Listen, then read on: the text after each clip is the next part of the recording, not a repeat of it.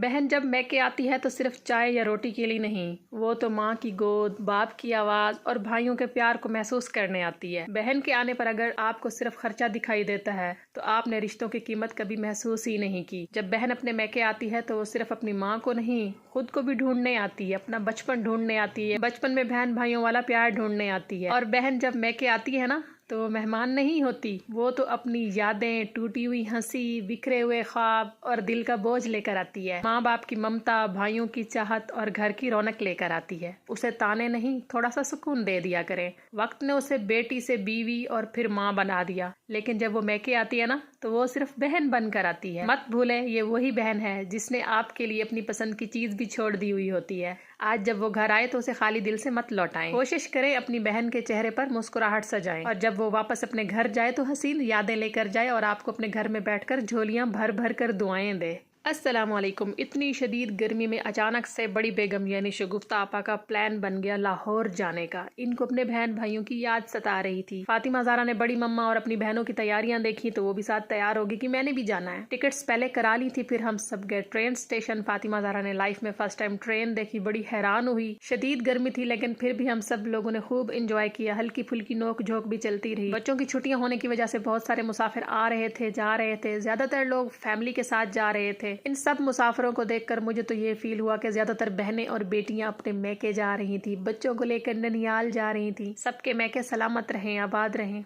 यहाँ पर शदीद से भी शदीद वाली गर्मी थी और ट्रेन का डब्बा ऐसे तपा हुआ था जैसे तंदूर होता है। खैर, जब हम अंदर ट्रेन में जाकर बैठे तो एक दफा तो मेरा भी दिल किया कि ट्रेन से ना उतरूं, शगुफ्ता आपा के साथ लाहौर ही चली जाऊं। लेकिन हम तो तैयारी और बैग के बगैर आए थे ना, हम कैसे जा सकते थे लाहौर। फातिमा ज़हरा अपनी बहनों को बिल्कुल भी नहीं छोड़ रही थी, क्योंकि फातिमा ज़हरा को यही लग रहा था कि हम भी साथ लाहौर जा रहे हैं। आखिर में शगुफ्ता आपा के साथ हल्की फुल्की हंसी मजाक करके मैं घर वापस आ गई और वो खैर से चले गए लाहौर। और ये जो आखिरी क्लिप है ये शगुफ्ता आपा ने ट्रेन में से बैठकर रिकॉर्ड किया और फिर मुझे सेंड किया। आज का व्लॉग यहीं तक। अपना और अपनों का ढेर सारा ख्याल रखें। Keep watching, keep supporting. मिलते हैं इंशाल्लाह अगले व्लॉग में। अल्लाह हाफिज।